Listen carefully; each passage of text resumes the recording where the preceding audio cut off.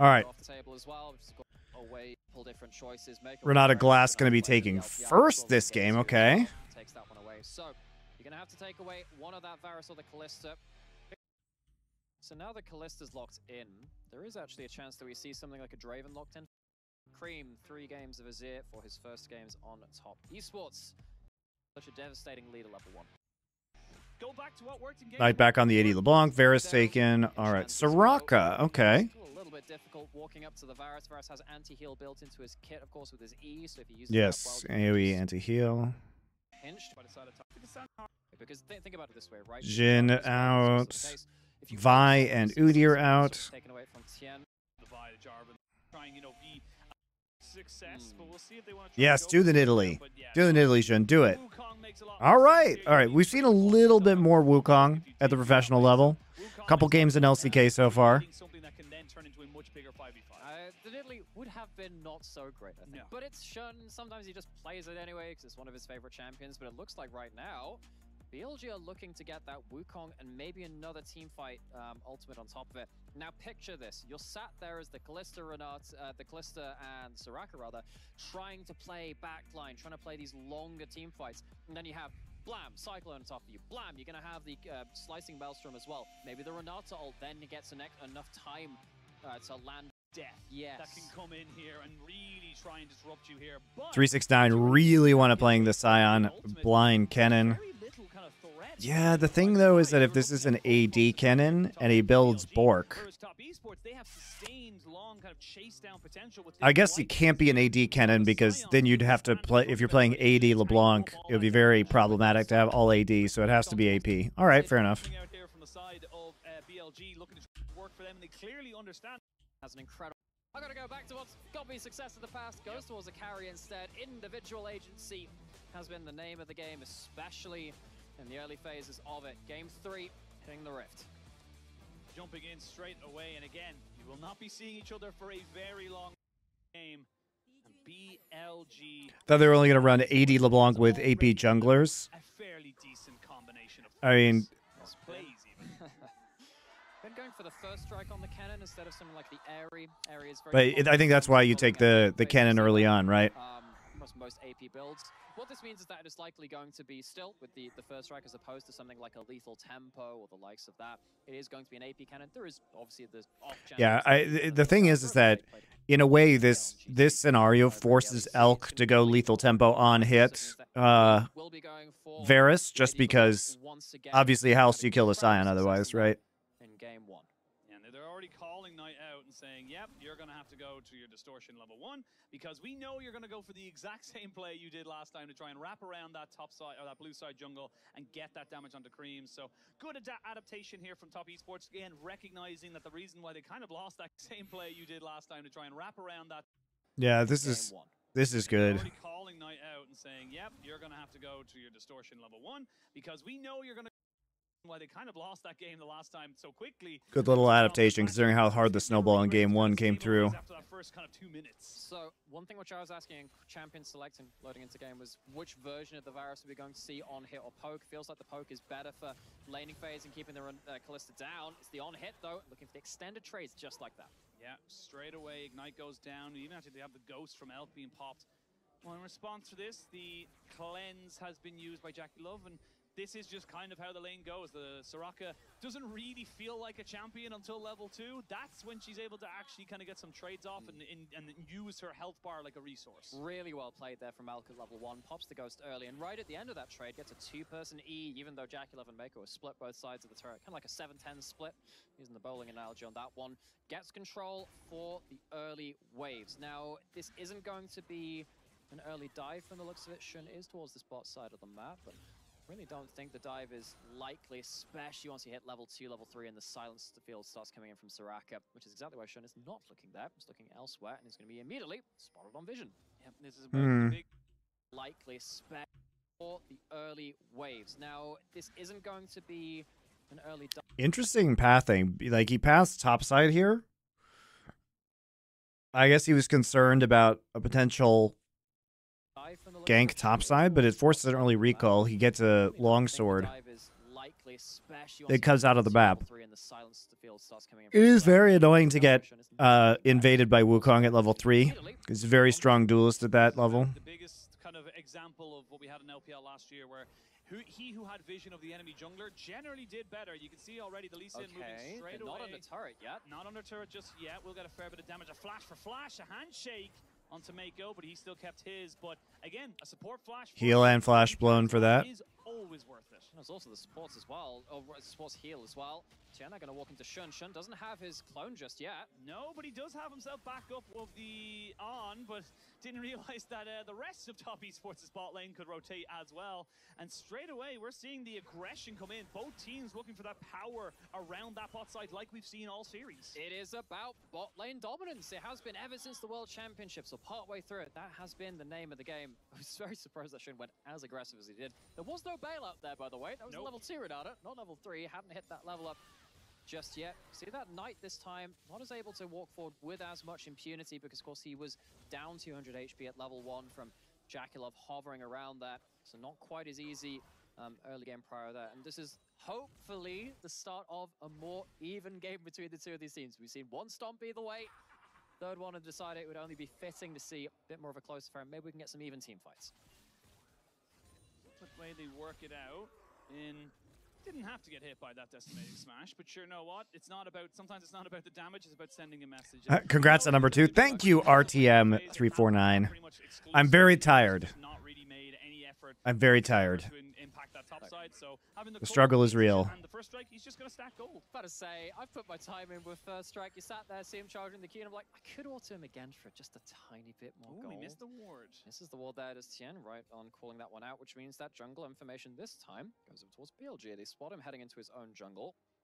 Obviously, does have the potential for a ward hop over one of these walls, so BLG still needs to be a little bit careful. But Bin will know that Tien is hovering towards his lane, and maybe we won't get hit by another Q this time. You can see there, it's just so easy for Bin to just get any kind of, surge stacks going. He's able to just kind of wait for the decimating strike to come in. And do I get grumpy when tired? I think everybody gets a little bit grumpy when tired. Right there. So this is not really unusual to be seeing there from a Kennen versus Sion matchup. 2 harder than 1, I certainly found out, yes. Neither Adani and I have been doing much sleeping. Yes, and he's not taking well, Bin's not taking aggro, so it's not like 369 can really threaten a return at that point. Tien has no angles either. So let's return back to this bot lane. Her first resets, a Vamp Scepter each. So a little bit of sustain from the AD carries kits, as opposed to just the Soraka healing up occasionally. Ben has just I don't know, Sir Kane. I think there are 5 good teams in the LCK. Like with the teleport up, you just wanted to hit or good enough teams. But it's pretty clear that there's a distinct top half versus bottom half of the LCK. Teleport coming in from the Scion, already building a Bami Cinder, just in a good spot in general to make sure that they are able to have the HP and also the wave clear. Helps the tower from getting a beating. But you can see there on the mini-map and also to the top left, the Dragon has been started here by the side. Who are the 5 good teams of LCK? Genji, Hanwha, T1, KT, D+. Yeah, despite the early game push from the early few waves, partly because of that excellent level 1 from Elkin on, they can't get wave control just there, which means that they are now the ones having their favorite. Did I watch Hotline League? No. I value my brain cells. Even in gold, nothing's exploded quite just yet. No first blood either. We had quite early first bloods in both our games so far. As on kill, Chemtech Dragon Red pops up on the screen. Shun gonna go towards Kevin, Ed, and Eddie. The Grubble Dub Dubs, the void creatures of many names. Such garbage takes, I couldn't do it. Yeah, why would I want to listen to a bunch of plebs fill my brain with their garbage takes? The concept of that show is not interesting. Bubbles, yeah, that one, yeah. It's been a long time since I wrote a lot of these out on a note. I think I got to about 80 different trios. No, it does fill Travis's MO though, which is that everyone. Travis gets other people to make content for him and then monetizes it for Travis. He's really good at that. He finds ways where he can talk the least. They will drag him back just a little bit, but they need to be careful of this Kalista just getting healed up, and they're constantly going to try and burst him down. There's the cleanse straight away. They need to kill him off, and there is the bit of healing coming out. All right, that's pretty fun. They will drag him back just a little bit, but they need to be careful of this Kalista just getting healed up, and they're constantly going to try. Heal used, bail out, procs. But these minions and the Soraka is out for blood. Bananaed. The Lee Sin coming down. That's why Mako's going a little bit heavier in terms of the trade. What was your favorite version of the KT roster of all time? 2013 KTB or 2018 KT? Not today. I will not be dying. I mean, he shakes his hand and says, we'll call it a draw then. Skill shot for skill shot. I thought Tien had absolutely curved the bullet on that one. Not to be outdone on keeps himself alive, close to V2. Again, really want to highlight how much of a range support player Mako is and how much success he's found. Not many other supports in the LPL really focus on these kind of picks, and you can see the constant cues for the slows, which then of course gives you less of the healing, well, the damage to you when you heal your lane. You know, all those Riot layoffs happening today, it's just a real shame that none of the real esports shitbags got fired. Yeah, Unlucky. There's so many fireable people. Very nice handshake. Absolutely not. And the bot side, while we were looking at that replay, Elk was able to get a fairly decent trade there into Jackie. They both lost their flashes, but neither of them went down. Does mean that Jackie immediately were esports a zero interest phenomenon? I don't know what you mean. Goes over to Elk and on. What can they do with it though? It's likely just going to be vision, if that. Shen's going to walk in to do a bit of vision clearing, which potentially helps them out on their next play of the game. Shen has 6, well 7 even, but he has himself that ultimate available. Looks like he's heading towards the Titanic. Oh, zero interest rates? No. People, like, look, you know, there were reasons to believe if you did not know esports, and you could be conned with money, that esports was going to grow exponentially. Because, you know, with the arrival of Twitch, we saw esports explode in viewership, you know, starting in like 2012, 2013. And so if that growth had continued, you know, but it turns out they kind of just, esports maximized its viewership pretty much, and that it wasn't going to get any bigger. And it's not that esports can't be profitable, it's not that it can't be valuable. It's just that it wasn't going to like 100x venture capital investments, which is typically what you need, right? Well, I mean, 369, he's used his flash, he has no ult, Shen is taking no chances, and even with his Soraka ult, he's dying. Yeah, wish, but wasn't enough to keep him going there. Shun able to flash in, get the Cyclone down. 369 won't even be able to use the passive to try and clear out a wave or get a kill back. So good reactions there from BLG, but 369 sadly rolling a 9 into a 3. It's pretty much opposite rolls, one after the other on that one. Tien looking for a response bot side, but spotted out great warding on the side of BLG, understanding that the next play of the game is likely happening towards them in this bot side. Sayana ulting towards top to get back. Do you think esports viewership got affected by international performances? Yeah, of course it did. People want to watch good teams. So I think LCS viewership and, you know, LCK viewership too, conversely, has gone up. I've not seen that before. It's impressive. Pops the shield mid-ult because he couldn't quite reach the cannon in time. That was nice. I like that. Very cute little plays like that. There's going to be the chain of corruption coming down on the Soraka. Remember, no ultimate here onto Mako. There is a Fate's Call, so they're going to lose that little bit of engagement there. Fate's Call is such an anticlimactic ability. Like, you think somebody's going to die, and then they just cucks you. But it does mean you lose out a little bit of engage tool from both sides. So Alkanon is making sure that they can get that HP away, get themselves some lane control. You know, when we started out the day, we were talking about how long it's been since League's released 15 years of history, 10 years of that or so. Really felt like one of the adaptations which LPL bot lanes brought to global League of Legends, to say season 5, 6, 7, was not necessarily all-inning for a kill, but all-inning to get a HP advantage, which would then give you a game-breaking advantage later on. Stuff like this helps. Mako, no defenses this time. No defenses, no Fate's Call to bring them back. And to get a HP advantage, which would then give you a game-breaking advantage later on. Stuff like this. What's he doing? Mako, no defenses this Mako's kind of shit this game, guys. His wish earlier was super questionable. Like, they don't know where LeBlanc is. They're like pinging LeBlanc. They don't know where LeBlanc is. They're pinging, and Soraka decides to like walk into Tribrush. Mako, no defenses this time. No defenses, no Fate's Call to bring him back. And an immediate the fuck is he doing? There from on just seals the deal.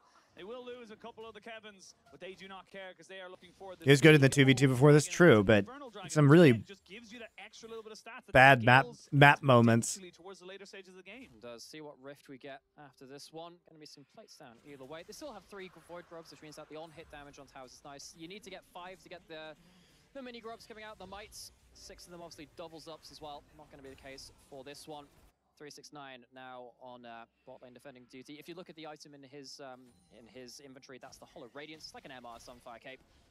Tien gonna go in towards Bin, get out of that slicing maelstrom. Yeah, does use his kick and not really gaining anything else out of it. Tien just trying to maybe dissuade any kind of defense against this now lane swap. Yeah, I used all his summoners there too on the death. That's really bad. The wave was already pushed in, so you're going to be able to very easily just kind of reshuffle yourself here as BLG, call out to Top Esports and say, yeah, this is how it is.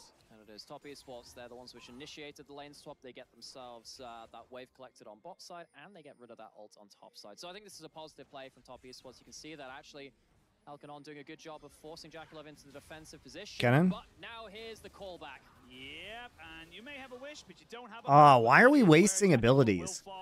The wish is not going to save him. What the fuck? Mako just wasting everything. Yeah, that is a great punish from BLG, actually. I thought that the initial call for the lane swap from Top Esports, good idea. Actually gets you away from that 2v2 briefly, gets you potential aggressive angle onto Bin. This series was not high quality. Game 1 was a very good snowball, I thought. Counterplay from BLG, just as good. This game's pretty sloppy. Even without the ultimate, gets a kill there, and suddenly now JackeyLove has found himself in another awkward position as Elk is the one who's had a better time in the laning phase. He's only died himself the one time as well. JackeyLove being... I thought BLG played out the snowball game 1 really well. Freem trying to defend this tower, but it's undefendable as the Titanic Hydra of the Wukong alongside the just straight up extra damage you get from the Varus and the Renata is constantly chipping away at that alongside the Kevins. It's just becoming impossible. So now we're at a nearly 4,000 gold lead coming up to 15 minutes, and this is just, again, very, very similar setup as we saw from BLG in game number 1. They're looking on course to start their campaign off with a win against Top Esports. And well, and as we said before, these are 2 top teams, likely on paper. Getting a win here when you only face each other once in a best of 3, it's very valuable. Only not going to get a second chance to clap back in a second round robin. There's only one of them. We have ourselves Herald being started up. 14-minute one. We haven't seen ourselves a good old Herald fight in a while. It tends to be less of the focus nowadays. But Shun is here. He doesn't have ult, but might flash in anyway. They've got a TP coming in. That's Knight coming in. And actually, Elk could be caught straight away by 369. Loses just under half his health bar, but they're going to be able to turn and burn onto him. They don't need the Rift Herald. They want the kill, and they will get it. They say, okay. That Scion has Hollow Radiance and just walks into the Varus. They would have just lost the tower as well. Decides to melt for free. Reactive play coming out from BLG. And Elk looks at his HP bar and goes, yeah, I could probably take that. Couldn't take that TNQ, though. That would be a little bit more difficult. But no, I think it was very heads-up play from Elk to make sure that 369 can't ult. MR only Scion engaging into the AD backline. Means is that they end up threatening mid lane turret with 4 people isolated there. Cream has to teleport mid lane, which means that now Bin is left alone in top side. So that item is #1 on Ellis's shortlist right now. What do you mean? Some pretty good summoner cooldowns as well, now with the Cream TP being down. But also big side wave pressure, which is very important because you're just getting to the point where side wave LeBlanc is going to be really, really important. Building up, of course, towards the AD energized build. But look what Elk does here. He sees this and goes, I mean, I can just tank this, right? That's fine. There's no one on the team going to be close enough. I think 369, bit unwise, I think, following that one through. I think you have to be a little bit more aware with what... He hates Hollow Radiance. In this case, I think it's really hard, because, like, you know, it does give you the versatility to go MR and still have the AoE Sunfire damage, but in this instance, like, you know, because of the AD LeBlanc, like, it feels like you can always match, you know, into the side lane on the Scion with an AD champion. And it's just very bad at one item when you get into a lot of team fights, unless they're overwhelmingly magic damage. Which can somewhat be countered by Lisa, and if you just hit everything, it's just quite hard to do that. So, and yes, it is worse than Rookern. Especially, I feel like especially at just one item, it's pretty shit. this time. He was chunked out before that point. This is the point where he can maybe start turning on the afterburners again. Checking with the gold lead. Near enough a 4,000 gold lead. It feels like it's been a closer game. Why bother completing that when you get Bomby and Negatron towards something else? Yeah. I mean, you can get Bomby Cinder and then just build Rookern. It's a good point. And some of these cleaner team fights as well. But I call them team fights. The problem was it didn't grow naturally. Wasn't monetized correctly. What do you think about the fighting scene? Because it grows more organically. The fighting game community is fucked, dude. They don't make any money. It's a dumpster fire. Like, the pros suffer because of the way the fighting game community is. The FGC may be fun for you to watch, but it's horrible. It is horrible for pro teams, and it's horrible for pro players. They would be in that advantage, but I just don't see them having the kind of right setup. A TP actually came in from the Ken on the bot side, but now here we go. This is the team fight you wanted to see. They're going to try and maybe burn. Yes. They would be in that advantage, but I just don't see them having the kind of right setup. A TP actually came in from the Ken on the bot side, but now here we go. This is the team fight you wanted to see. I like how this Renata just gets sandwiched by Lee Sin Q and then a Scion ult. Because they know they can go for them, and there is going to be the Dragon confirmed over to the side of BLG. They lose the Lee Sin as well, so top Esports, they're now on full retreat. Unfortunately, the price you pay for this is obviously not worth it because you lose 2 for 1 and you lose the Drake. Kind of silly. Eventually, he will fall. And you can see 369 not able to do anything in the passive form, but now Cream looking for a flash and gets himself on top of L. Eventually he will fall. And you can see 369 not able to do anything in the passive form, but now Cream looking for a flash. That's a choice from Elk. I guess he thought he was safe because he has flash, but he's not actually able to flash the Azir wall after Azir flash. Was having a very quiet series, but now he's looking to explode, and Jackie Love wants Knight. Won't be able to get him, but that's the kind of play that Cream needs to do.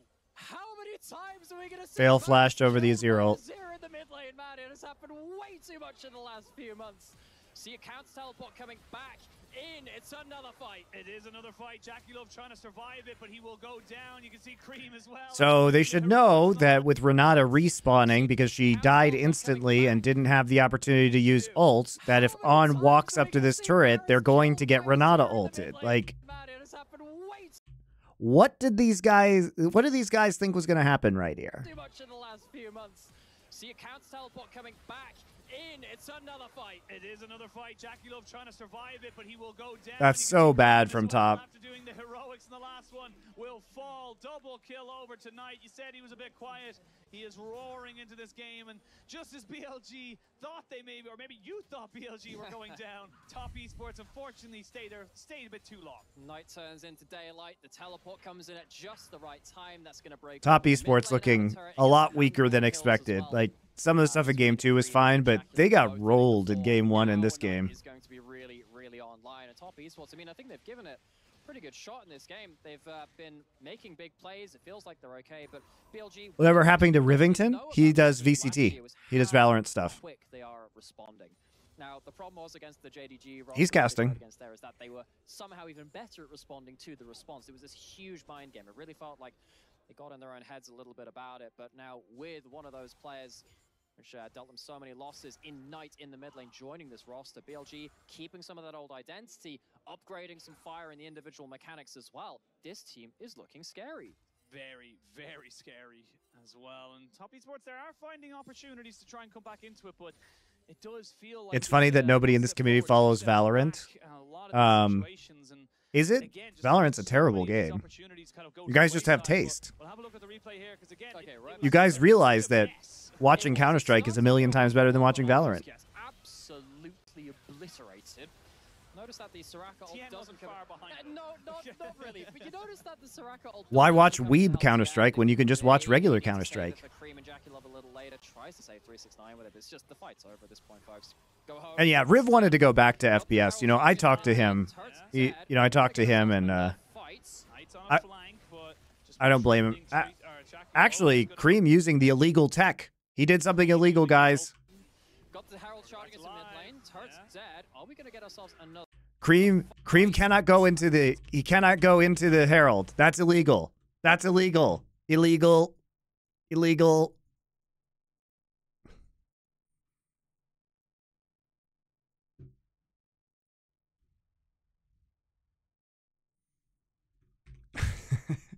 Pause the game. Jackie Love, there's going to be Cream using his ultimate. The Renata ult comes out, doesn't really hit onto anybody. Bin looking to try and burn down the Azir, but a wish comes out, and that's going to be enough to try and keep everybody away. 369 did TP in, so they've gotten that summoner out of him as well. It's getting a bit. Why? How come? Because as we saw in the LCS, as we saw in the LCS, you can't. It's bugged. The Azir inside the Rift Herald is bugged, so it like shoots him way far back when it crashes into a tower. Do you still do Power Spike? Power Spike will be tomorrow, guys. Available right now from top Esports. They're going to be able to get the root down. Cream gets handshook away. The flash in to try and take down Elk as he looks to try and burn off of the bailout. Bin comes back in, does have flash, but no slicing Maelstrom. It's a 4v4 for the moment. As we can see, everyone just kind of getting very low health bars. Off as well. Cream inting? I mean, yes, in general. Back to the ARAM and the LPL, trying to catch off some of these folks just around the side. Tian has done a good job of keeping Knight at bay. Yeah, but Knight's keeping him away from this as well. I mean, nobody has any ults except for Varus ult right now. So maybe he thought he was okay, but he also has no mana. So... The flash in to try and take down Elk as he looks to try and burn off of the bailout. Bin comes back in, does have flash, but no slicing Maelstrom. It's a 4v4 for the moment. As we can see, everyone just kind of getting very low health bars. Finally, the big bang hammer. 10 kill with Smite. Knight just weaving in and out of the fight. Jackie Love bailout. do the same. The bailout will not be enough for the Wukong. Jackie Love will fall. This is such an LPL fiesta, guys. Holy shit. Themselves the 5 kills. Triple in for Knight as he oh my god. Absolutely perfectly. Mako and 369 do their damnedest. What is Power Spike? It's the podcast I do with Dom and Degon. Not enough. Knight's LeBlanc, I don't care if it's the hotfix nerf. This LeBlanc on this player is just too much to deal with. Knight once again putting top Esports, his old team, the team which chose their logo after him. He's putting him into such a bad position. Yeah, 8,000 gold. And it will be back tomorrow, guys. We're going to have a long replay, you will imagine, to try and recap the whole thing. But 30 seconds till the what a hilarious fiesta in the mid lane.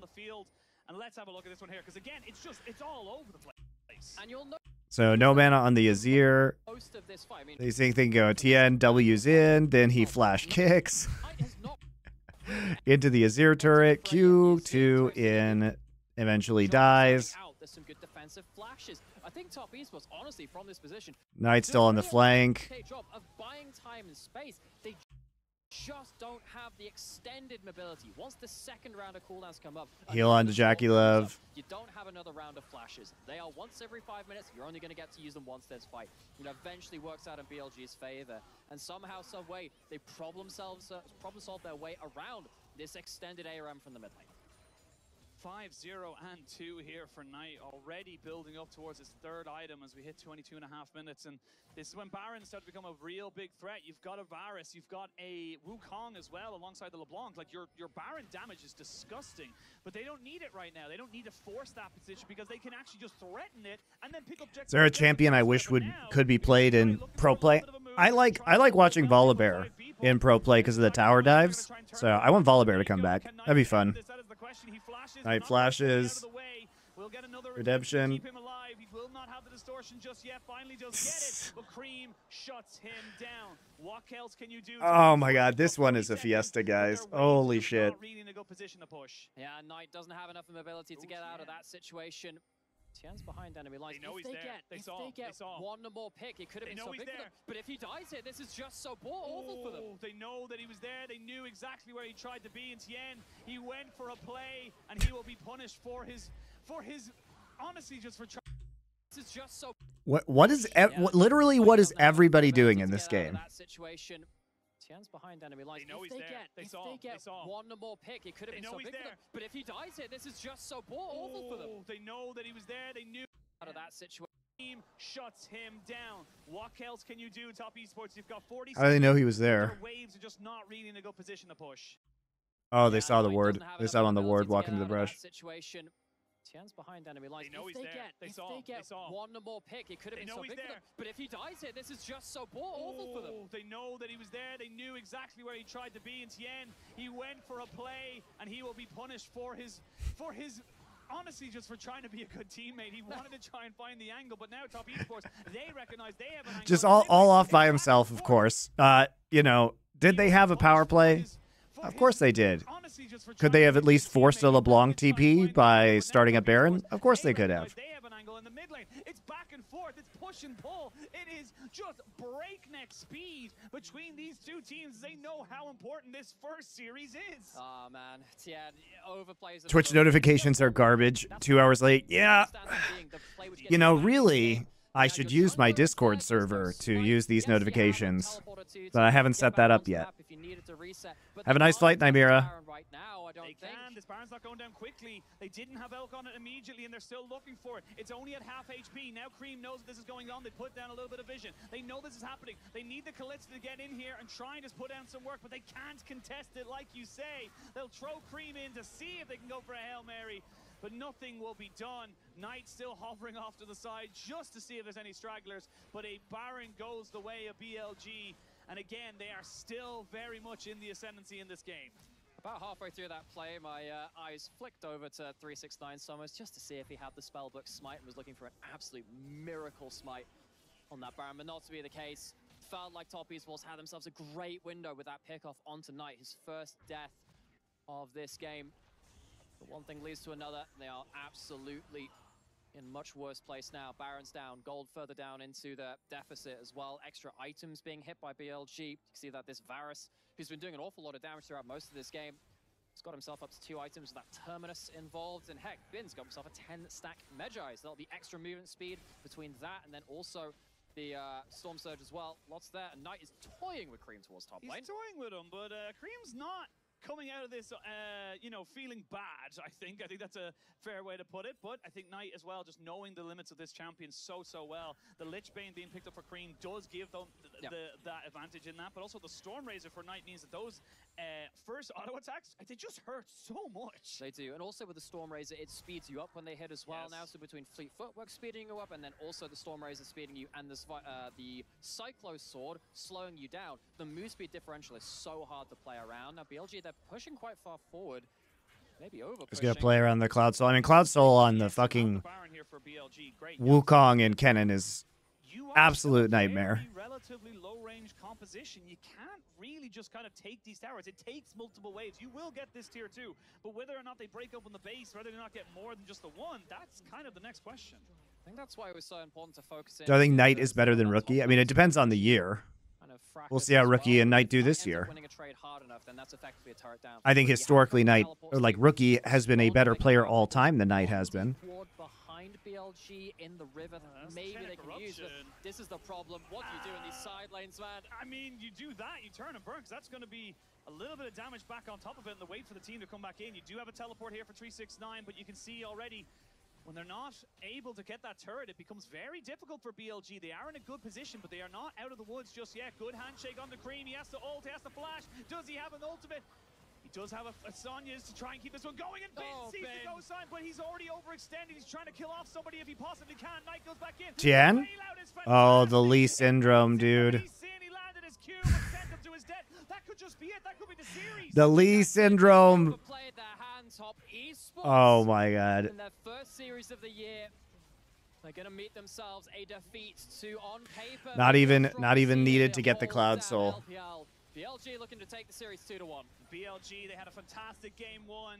They fought a little bit in game 2, but they weren't able to bring it back. And in game 3, they were doing so well to just keep that momentum, keep up the tempo. And this last game was a bit silly. I liked game 1 of this series though. That one was actually a banger. Back and forth series though. You know, that was not a clean sweep at 2-0. Game 2 was, I wouldn't say as dominant as game 1 from BLG, but it was still a pretty much in the lead beginning to end. Is Jhin a top 2 jungler in the world right now? I think we need a little bit more evidence. Jhin played pretty well. I'm not comfortable saying who's the top teams or players in the world after I've seen, you know, one LPL match. It's not as simple as that. We see in game 3